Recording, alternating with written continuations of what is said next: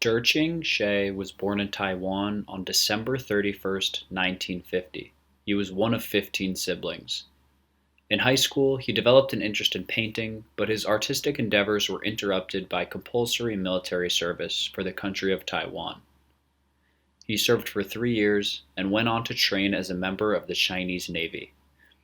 When passing a port near Philadelphia in 1974, he jumped ship and eventually made his way to New York City.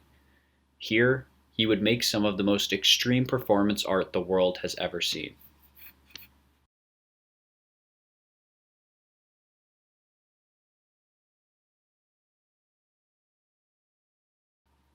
Beginning in 1978, Tehching embarked on 5 one-year performances. The first year-long performance, titled Cage Piece, began on September 30th, when he stepped into a jail cell he had created in his studio. He would remain in this 11 by 9-foot box for the next 365 days. Here he would not speak, write, read, listen to the radio, or watch television. His friend would deliver him food daily. Monthly, he would allow visitors to come observe his performance, although there was not much to see besides a silent man alone in his cell. When the year was up, Tehching did not delay his next year-long performance. His next, and possibly most famous piece, would be called Time Clock. This time, he assembled a time punch kiosk in his studio. For the entirety of a year, he would punch a time card every single hour, depriving himself of any prolonged sleep or activity. In reflection of this performance, he compared himself to the Greek character Sisyphus. For an eternity, Sisyphus rolled a boulder up a hill time and time again, only to watch it tumble back down. When Time Clock piece concluded, Outdoor Piece began.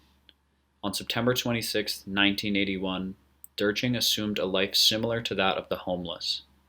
He would live on the streets of New York City, not to go inside of any buildings, subways, trains, cars, airplanes, or even tents.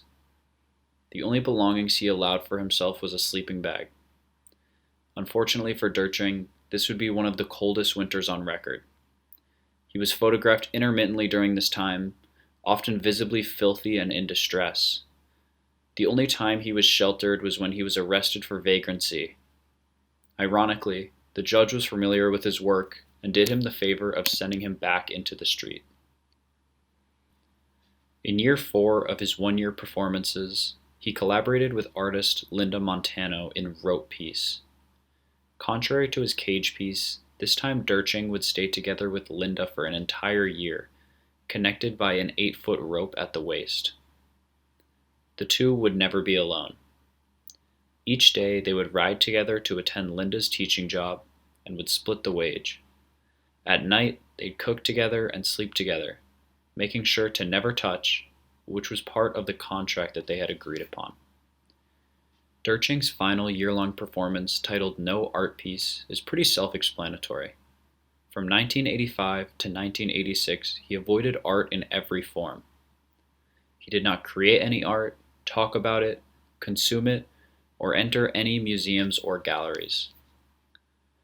Looking at the 5 years as a whole, Tehching wants to be clear that his work is not about wasting time or suffering.